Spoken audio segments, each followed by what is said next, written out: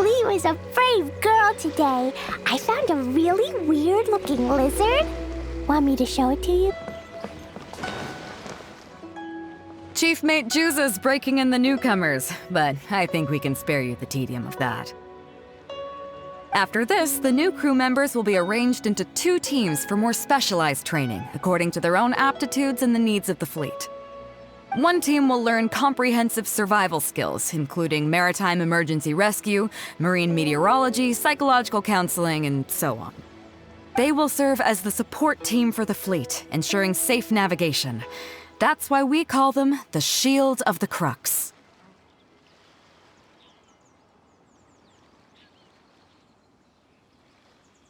The vision of the Crux. Oh, we don't have that many visions, kid. As one might expect, we call the other team the Spear of the Crux, because they'll be learning about naval warfare. They'll make up the armed portion of our crew. Also, they're responsible for handling the fleet's cargo deals. So, what do you think? Which team is for you?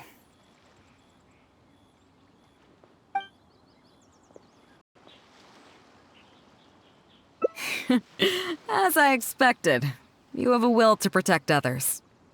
There are 2 main subjects that the Shield of the Crux focuses on: survival knowledge and entertainment.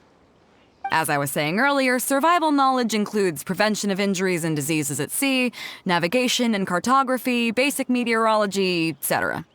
You can go learn about these skills from Genshin, Huixing, and Liushi. They're all seasoned hands in their respective fields. Each sailor has their own strengths and weaknesses. I'm no rookie, of course, but you shouldn't underestimate the knowledge of the crew. If there's anything I'm most proud of in the fleet, it's my people. Go and get to work. I'll have some questions to test you later.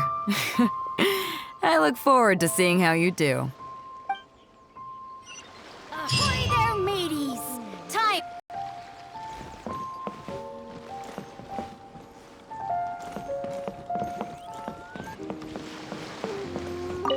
Hello, traveler. I'm Huixing, the Crux's surgeon at sea. Whenever a sailor has a health problem, they come to me. I deal with it all, from seasickness and common colds to amputations and everything in between.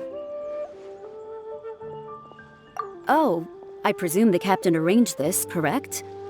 All right then, let's begin. First of all, let me ask you this. What do you think is the biggest danger that all new crew members face?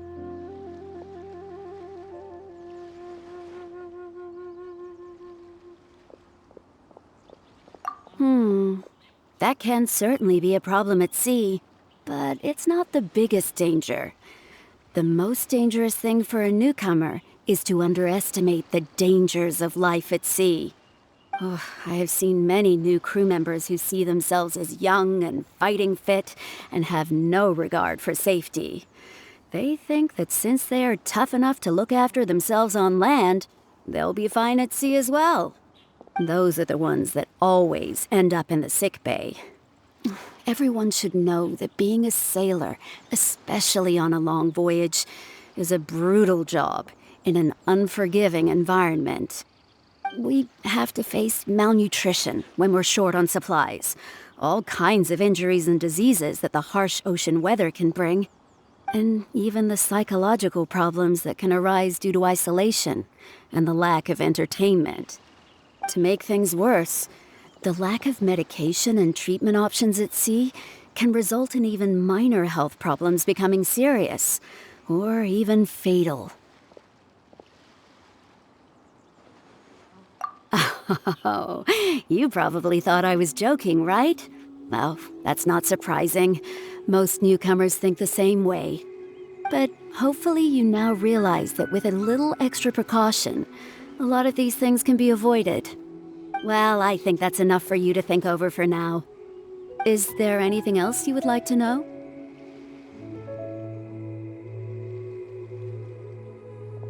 Well, my pleasure.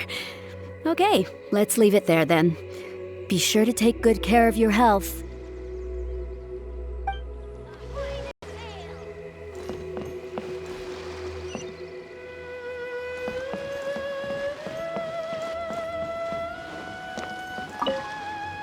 sorry about earlier, Traveler. We were so caught up on getting you to join the fleet that we didn't notice we were going a little overboard. Good thing the captain stepped in. Oh! Well, in that case, you have come to the right person. I'm not just blowing smoke. You're looking at the most talented navigator in Liyue Harbor. I'll start by introducing some chart reading essentials for new sailors. Feel free to interrupt if you have any questions. Let's start with what to look for when you get a set of complicated charts. First, you should always look at any indicated shorelines, islands or reefs, water depths, hydrological conditions, and other hazards. With these features in mind, you can answer the basic question of, can I chart a safe course through this area? Visually, nautical charts are a little unique. Unlike land maps, most charts do not have a fixed scale, which means that it can be hard to precisely determine the exact distance between 2 points. The most advanced nautical charts come with a supplementary chart, which has different colored lines marked on it to indicate distances. It's worth mentioning that under my direction, the Crux is using these advanced kinds of charts.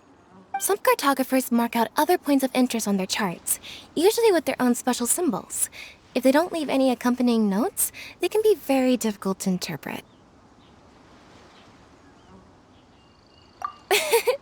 Not only those, we have tattered and torn charts that we've picked up from all over the place. To be honest, it can be quite a challenge, even for me. Some of these charts are really old and have symbols that I've never seen before. But if we don't decipher them, we will certainly miss many secrets of the sea. Fortunately, we have the captain with us.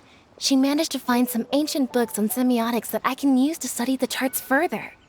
I don't think anyone other than our captain could manage to get these kinds of resources. Old charts and ancient books on semiotics are not the kinds of things that are sold in your average marketplace. Oops, I've gotten off topic. Well, that just about covers the basics of chart reading. Is there anything else you would like to know, Traveler?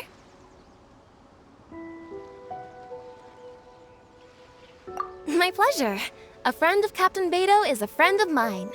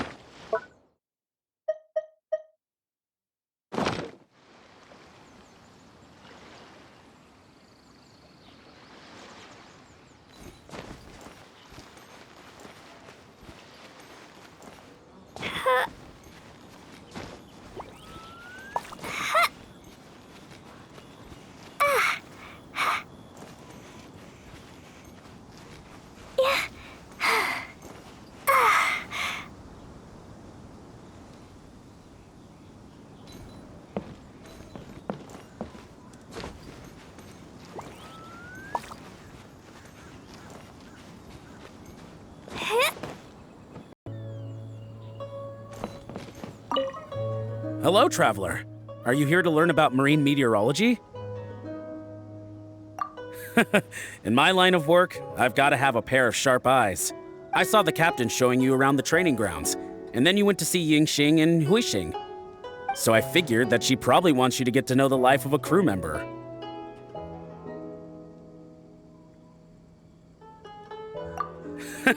Okay, let's get started. First, I'll introduce you to the basics of meteorology. Marine meteorology basically means keeping tabs on the weather as well as other ocean phenomena, so things like sea fog, storm surges, water spouts, and so on. These are all potential threats to safe navigation. Luckily, whatever weather might be coming up, there's always some kind of sign that gives it away in advance. Take water spouts, for example. They're caused by high-speed rotating winds on the surface of the ocean. They can engulf large ships and do immense damage. But if you know that water spouts can only form in an environment with high temperature, high humidity, and large clouds, then you can be well prepared. You will be even more alert if you also know that the presence of winds blowing in opposite directions, with a significant difference in speed, is a direct precursor to the formation of water spouts. And most importantly, if you spot a small white vortex emerging from the clouds, you should immediately notify the crew to steer clear of what's ahead. So there you go. Those are the warning signs of water spouts. I am proud to say that over the years, I haven't let a single one sneak up on my watch. I've got to confess, I learned almost everything I know from the captain. All the stuff about meteorology that I just told you about, she's the real expert. Do you know the small fishing village next to Wangshu Inn? I heard that when Captain Beidou was a kid, she worked there fishing. Later, she made her way to the harbor where she struggled to make a living. Growing up in an environment like that, it's no wonder she knows everything about the sea. When I first came on board, I lived every day wallowing in doubt, wondering if my former career as a sailor was all just a waste. But as I gradually learned some new things and became more experienced, I finally realized what makes the Crux so great. After all, not every fleet has the uncrowned Lord of the Ocean as their leader. I feel lucky just to have joined. Find me anytime if you want to know more.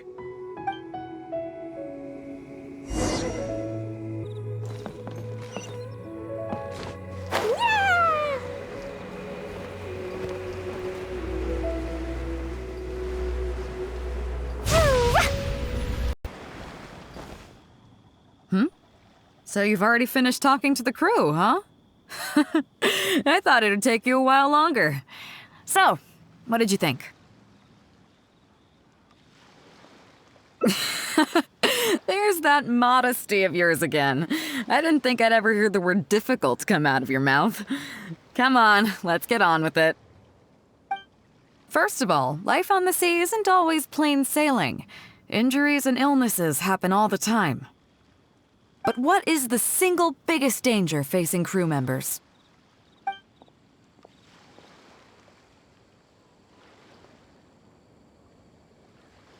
Is that your final answer?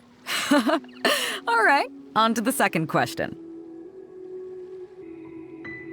As you've just learned, the fleet plots its route using nautical charts. The charts used by the Crux have additional charts attached.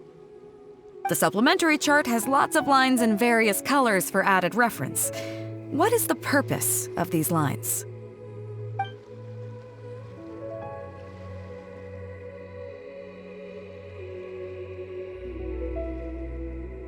Okay, interesting. Now, last question.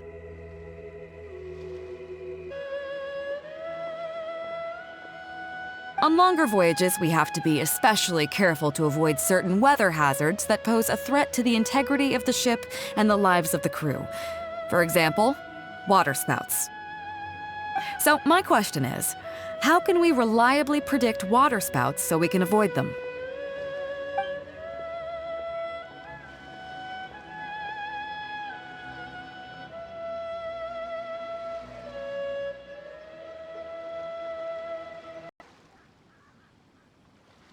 Okay, those are all my questions. Do you want to know how you did? I gotta say, each time I think I've wrapped my head around how great you are, you surprise me with something new. You got them all correct.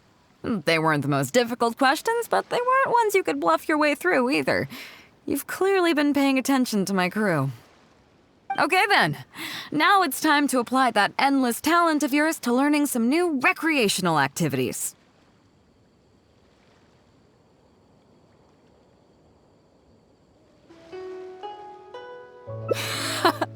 Don't worry, all our recreational activities are respectable and, above board. You need to realize that being out at sea might be fun for the first few days while everything's new, but before too long, looking at the same old sea every day and being so isolated from everything can really cause people to struggle mentally. That is why regular recreational activities are an absolute necessity. We offer a lot of fun courses for our newcomer training, including fishing, photography, chess. Oh, and thanks to Kazuha, these days we also offer poetry and music appreciation, as well as communal wind listening. Each newcomer has to participate in at least one, so that they've got some way of keeping themselves occupied at sea further down the line. Of course, if you'd prefer wrestling sea monsters with your bare hands, that can be arranged.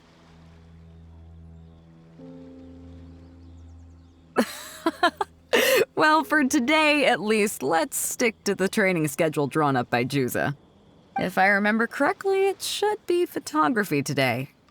Come on, I'll show you.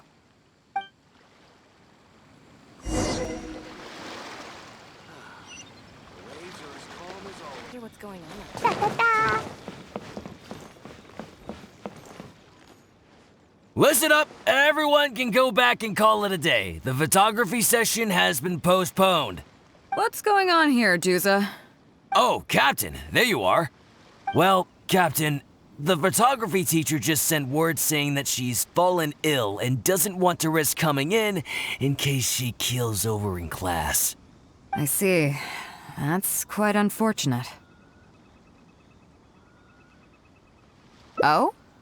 Quite the multi-talented one, aren't you? In that case, why don't you help us out and lead the class today?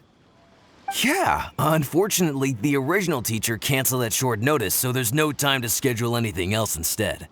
It would be great if the Traveler could step in as the teacher for the day. It's up to you, Traveler. Great! It's settled then. Juza, let's muster everyone over here to meet the new teacher. Yes, Captain.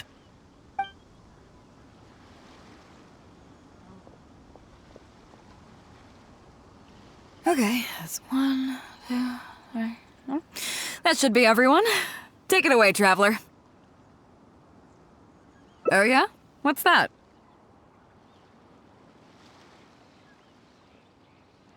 Fair enough.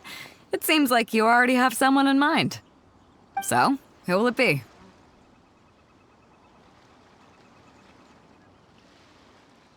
Me?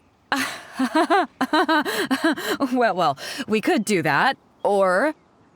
Guyunstone Forest looks extraordinary today. It'd be a pity to not capture the scenery for posterity.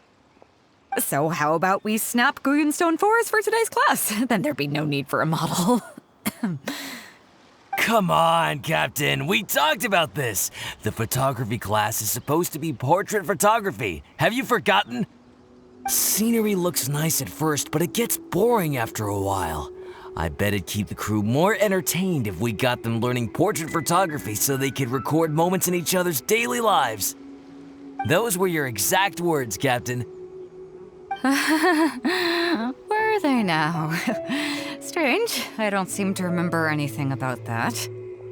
Well, then in that case, how about Huixing? I bet she's perfect for the camera. Or Fuzhong. Or Mora Grubber. Even little Yue. Seriously, Captain? Little Yue? You're just trying to wriggle your way out of this. This isn't like you. You are the captain, after all. Of all of us, you're the best suited to being a model. I agree. You were the one who invited the Traveler to be the teacher, so you should cooperate, Captain. Besides, Captain, you've never had your photo taken. It's high time you got one. You know, a heroic and striking kind of picture. We can even use it to promote the fleet during recruitment. Real funny, guys.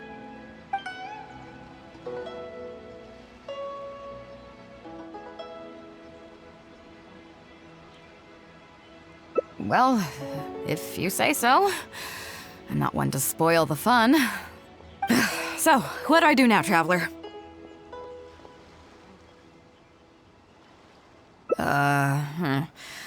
Like this? You're kidding, right? I've never had my photo taken before, but something this simple shouldn't be a challenge for me. It must be the lighting or something. You've got it wrong.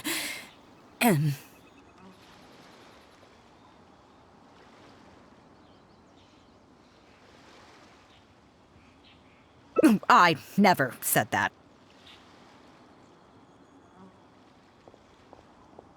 You mean go somewhere else, then bring the final photo back as teaching material?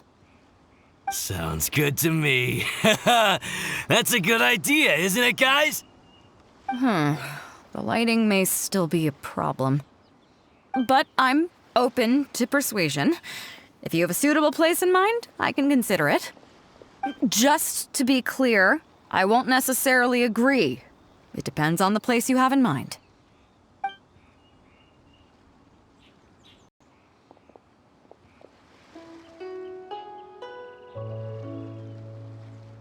The fishing village near Wangshu Inn? That place is deserted now, isn't it? How do you even know that place anyway? It's tiny. I don't think I've ever seen it on a single map.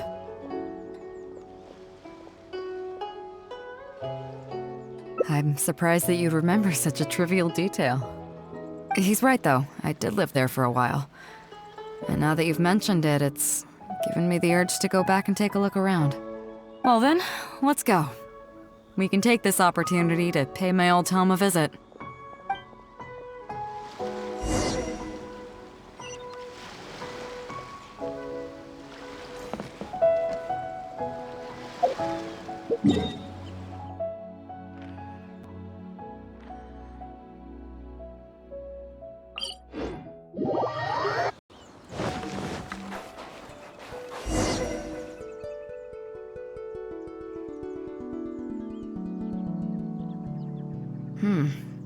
It's certainly seen better days. It was never that impressive, but at least back in the day, it was a lively village and home to several families. I wonder how long these last few old houses will remain standing. Nothing as dramatic as you might think. A few small incidents occurred, and then people began to leave. Come on, let's take a walk around. People used to call this place Downriver because the villagers apparently moved here from a place called Upriver. With them, they brought their knowledge of fishing, which had been passed down from generation to generation. I learned a lot from them when I was here. Now Upriver is long gone, and Downriver is all but deserted. It won't be long before no one even remembers what these places are called. To Zhong. Zhong. I barely remember this name.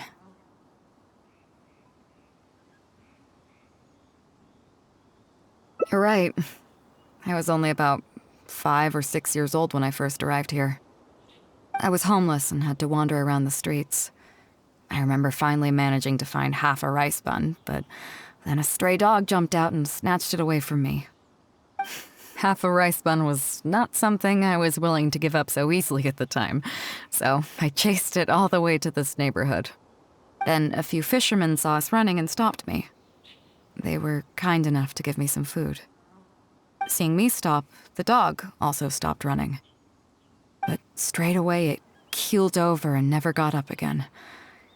Maybe it was too tired, or maybe it had starved to death. I went over and saw that the dog still had the half rice bun in its mouth. It didn't let go even at the very end. Poor thing. Had I known the dog was so weak, I would have let it take that half rice bun. I could tell they were wary of me at first. I was the dirty little kid who had just chased a dog to death over some scraps of food. But I got lucky. The village chief took pity on me and brought me to their home. That's how I ended up staying here.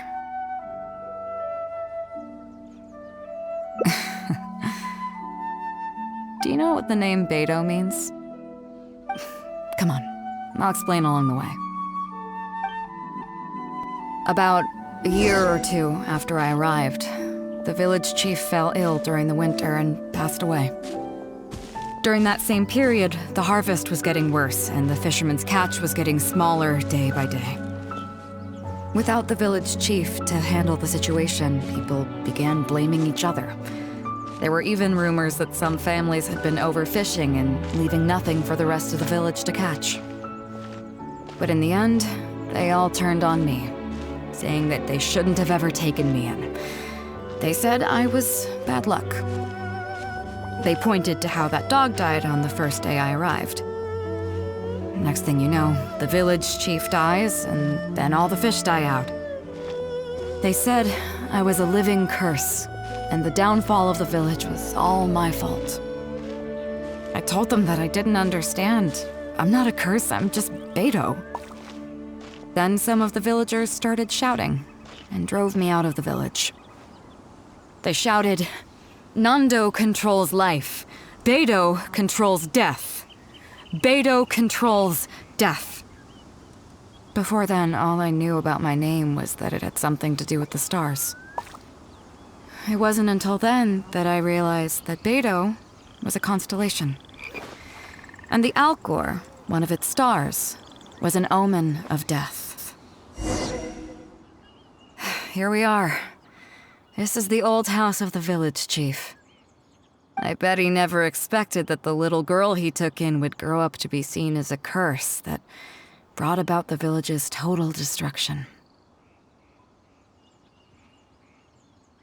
What do you mean?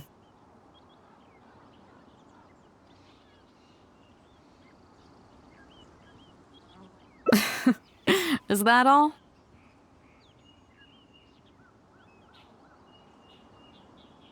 And let me guess, you got to Inazuma and the Electro Archon's Gnosis was taken as well? Well, you seem to wreak havoc on a grander scale than I ever could. Oh, I get it. You're trying to convince me that I'm not cursed. I appreciate it, and I'll take it. Let's not forget that the people whose names stick around are the ones who emerge from the stormy seas unscathed, and the ones who get swept away in the wind are the fledgling birds who couldn't hack it. I, for one, have never encountered a storm I couldn't weather. But your journey's far from over, isn't it? Just remember, there's no telling what else you might encounter in this vast world. So if you ever find some idiot trying to brand you as a scapegoat just because you're the one who lived to tell the tale, tell them Captain Beidou demands to have the honor along with you. Remember, you'll always have the captain of the Crux to back you up wherever you go.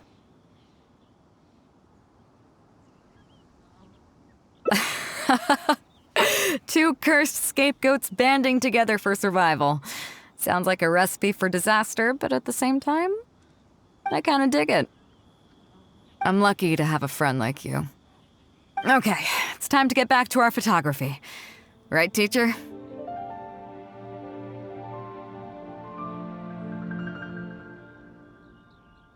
Come on, let's not waste any time. Get it done while you can before I change my mind. So, do I need to strike a pose?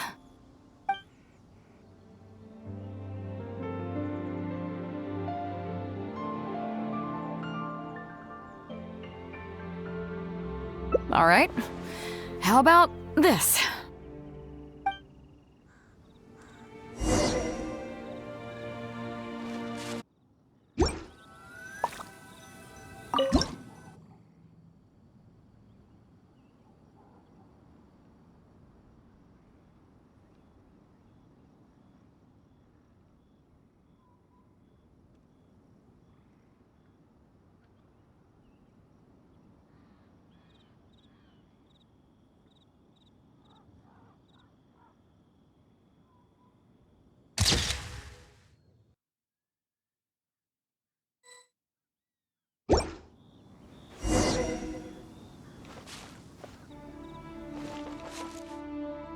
So, is it done yet?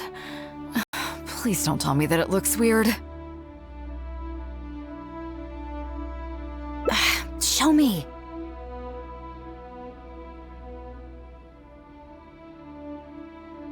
Sure, whatever. Now give it here.